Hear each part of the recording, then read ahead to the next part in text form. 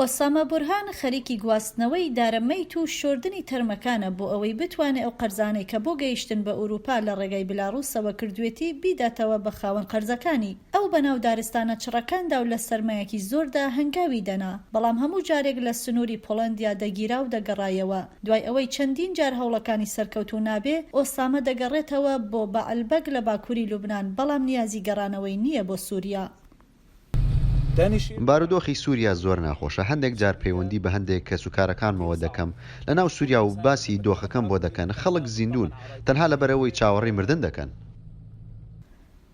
ئۆسامە 9 ساڵ لەمەوبەر بۆ دەربازبوون لە شەڕی سووریا پەنای بۆ لوبنان برد، بەڵام تەنانەت لەگەڵ کەمبوونەوەی ململانە سەربازیەکان لەو وڵاتەدا وێرانکاری بەرفەراوان و قەیرانی ئابووری ئەو وڵاتە هۆکارن بۆ ئەوەی ئەو نەگەڕێتەوە بۆ سووریا. هاوکاتیش هەڵاوسانی بەرزی ئابووری لە وڵاتی لوبنان وای کردووە ئۆسامە نەتوانێت پارەی پێداویستیە سەرەتاییەکان بۆ خێزانەکەی دابین بکات. هاوڕێکەی ئۆسامە فیساڵ ئەمجەد تەکنیکارێکی بواری تیشکە، ئەو دەزانێت کە پیشەکەی لە ئەوروپا زۆر بەکاردێ. ماڵەکەی لە سووریا وەک زۆربەی وڵاتەکە وێران بووە، بەڵام لە لوبنانیش داهاتوێکی باش بەدی ناکە.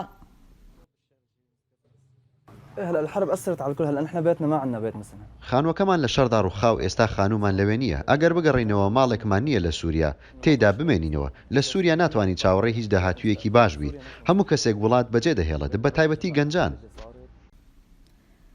هاوڵاتیانی سووریا گیریان خواردووە پاشەوەی هێزەکانی حکوومەتی سووریا زیانێکی زۆریان بە وڵاتەکە گەیاندووە، لە ئیستاشدا لە ڕووی داراییەوە کەمی هێناوە و هەروەها سزانیە و دەوڵەتیەکانی سەر سووریا کە بەهۆی سەرکوتکردنەکانیەوە بەسەریدا سەپێنراوە هەوڵەکانی ئاوەدانکردنەوەی ئەو وڵاتەی زیاتر ئاڵۆز کردووە. هەر بۆیەش دیار نییە کە ئایا زۆرێک لە پەنابەرە سووریەکان دەگەڕێنەوە بۆ وڵاتەکەیان یان نا.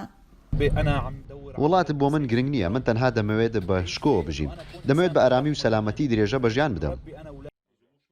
ئۆسامە دەڵێت لە ئیستادا هیچ بژاردەیەکی دیکە لە بەردەمیدانیە جگەلەوەی کە چاوەڕێ بکات چەند مانگێکی تر کەش و هەوا تۆزێ گەرمتر بێت و بگەڕێتەوە بۆ بلاڕووسیا بۆ ئەوەی جارێکی تر هەوڵ بدات لەو ڕێگایەوە بپەڕێتەوە بۆ ئەوروپا.